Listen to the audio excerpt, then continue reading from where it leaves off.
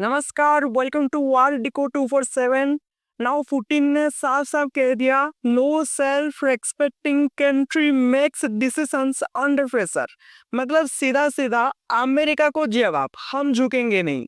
और ये सब हुआ तब जब ट्रम्प ने रूस की दो सबसे बड़ी ऑयल कंपनी रोसनेफ्ट और लुक ऑयल पर सीधा हमला बोला। वही कंपनियां जो अकेले दुनिया के 5% क्रूड ऑयल की सप्लाई करती है। अब सोचिए, अगर ये सप्लाई रुक गई तो दुनिया का तेल बाजार हिल जाएगा, महंगाई फट पड़ेगी और अमेरिका खुद अपनी बनाई आग में जल सकता है।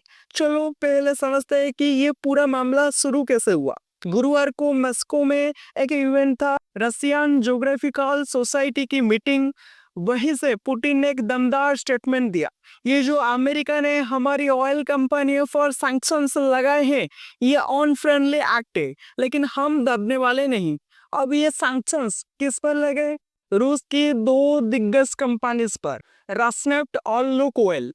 दोनों मिलकर रूस के करीब 55% तेल का उत्पादन करती है और दुनिया के करीब 5% क्रूड ऑयल पर उनका कंट्रोल है। मतलब सीधा हिसाब, अगर रूस पर रोक लगाओगे तो पूरा ग्लोबल एनर्जी सिस्टम झटके खा जाएगा।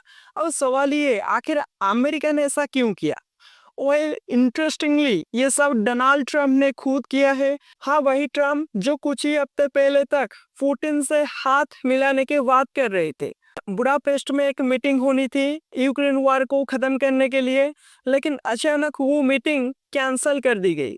क्यों? ट्रम्प बोले, every time I talk to Vladimir the talks just don't go anywhere. मतलब बातचीत में दोस्ती और एक्शन में ठंडा युद्ध। तो ट्रम्प ने गुस्से में क्या किया, सीधे ट्रेजरी डिपार्टमेंट को कहा, रोसनेफ्ट और लुक ऑयल पर फुल स्केल सैंक्शंस लगाओ। अब इन सैंक्शंस का मतलब क्या है? इन कंपनियों के सारे एसेट जो अमेरिका से जुड़े हैं फ्रीज हो जाएंगे। कोई भी अमेरिका कंपनी या बैंक इनके साथ डील नहीं कर सकता और इनडायरेक्टली जो देश इनसे तेल खरीदते हैं वो भी दबाव में आ गए, खासकर इंडिया और चाइना। इंडिया और चाइना रूस के सबसे बड़े ऑयल कस्टमर है। दोनों मिलकर रूस के एक्टिव 5% क्रूड एक्सपोर्ट खरीदते हैं। लेकिन सैंक्शंस लगने के बाद दोनों देशों ने तुरंत कदम खींच लिए।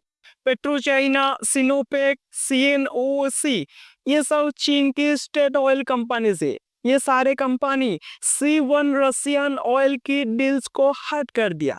और भारत के रिफाइनर्स अब अपने कंट्रैक्ट्स को रिव्यू कर रहे हैं ताकि वो यूएस सैंक्शंस के वायलेशन में ना आए। एग्जैक्टली यही वो मोमेंट है जो रशिया को सबसे ज्यादा चुभा। पुतिन बोले, अगर ये एनर्जी मार्केट का बैलेंस बिगड़ा गया तो तेल के दाम आसमान छू लेंगे और इसका दर्द अमेरिका को भी महसूस होगा। और हुआ भी वही। अनाउंसमेंट के कुछ घंटों में ही ब्रेंट क्रूड की कीमत $65.50 प्रति बैरल पहुंच गई और वेस्ट टेक्सास इंटरमीडिएट $61.39 पर। 5% का ये जंप कोई छोटा झटका नहीं है, ये ग्लोबल मार्केट में पैनिक सिग्नल है। अब देखिए, रसिया रोजाना करीब 3.1 मिलियन बैरल्स तेल एक्सपोर्ट करता है।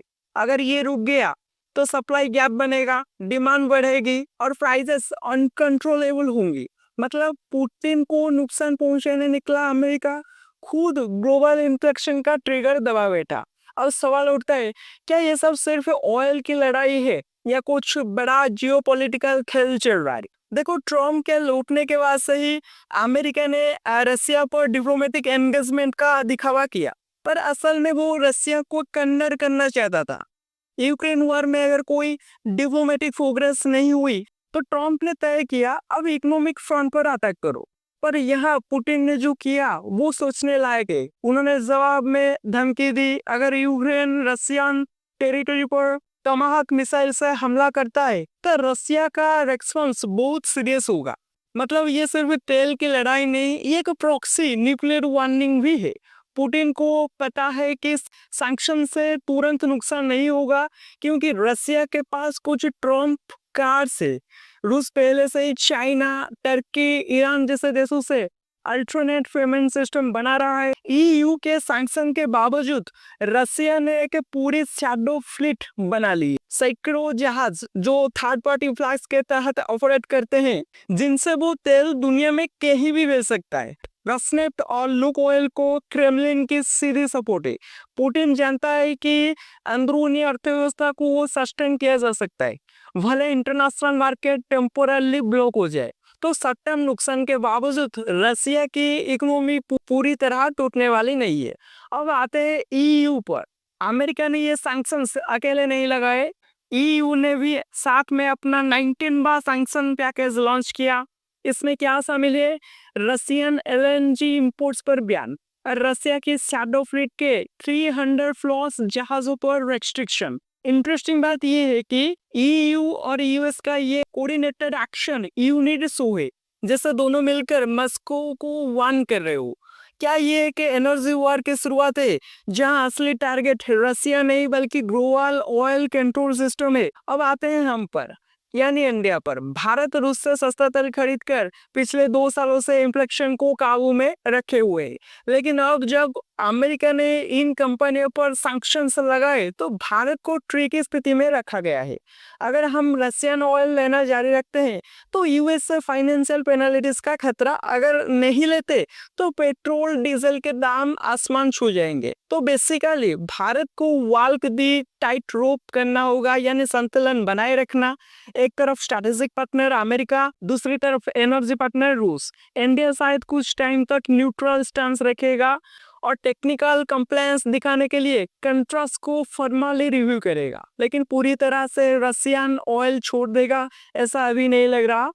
अब बड़ा सवाल आगे किया, अगर रशिया ने रिटेलिएशन किया, जैसे अपने ऑयल एक्सपोर्ट को लिमिट करना या चाइना को एक्सक्लूसिव डील्स देना, तो ग्लोबल ऑयल मार्केट में और भूचाल आएगा। ट्रम्प के लिए भी ये रिस्की है। अगर तेल की प्राइस बढ़ती है तो अमेरिका जनता महंगाई से भड़क सकती है। मतलब इलेक्शन ईयर में ट्रम्प खुद पॉलिटिकल डैमेज झेल सकते हैं। तो बटम लाइन ये है, ये सिर्फ रसिया वर्सेस अमेरिका नहीं है, ये energy power versus financial power की जंग है। पुतिन ने जो कहा, नो सेल्फ रेस्पेक्टिंग कंट्री बोज अंडर प्रेशर, वो सिर्फ एक स्टेटमेंट नहीं, जियो पॉलिटिकल डिक्लेरेशन है। तो अब सवाल आपसे, क्या आपको लगता है कि पुतिन का ये स्टैंड अमेरिका के खिलाफ लंबा चलेगा, या ट्रम्प की इकोनॉमिक डिप्लोमेसी आखिर रसिया को झुका देगी? कमेंट में बताइए अपनी राय। और हाँ, अगर आप भी जियोपॉलिटिक्स के पावर गेम को गहराई से समझना चाहते हैं तो चैनल को सब्सक्राइब कीजिए। Thank you, have a good day. मिलते हैं नेक्स्ट वीडियो में।